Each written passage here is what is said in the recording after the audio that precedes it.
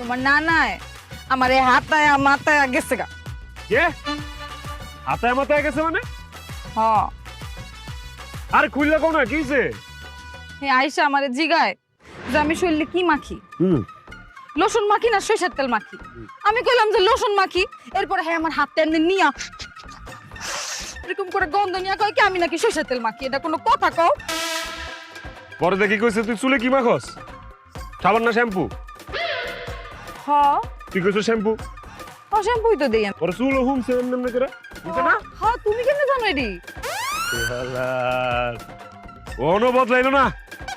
পরে কি কইছে তোর দেখতে নানির মতো লাগে, ইলার বউয়ের মতো। তোর গায়ের রং কাঁচাম পাং নামের মাঝামাঝি। হ হ হ এডি কইছে তো।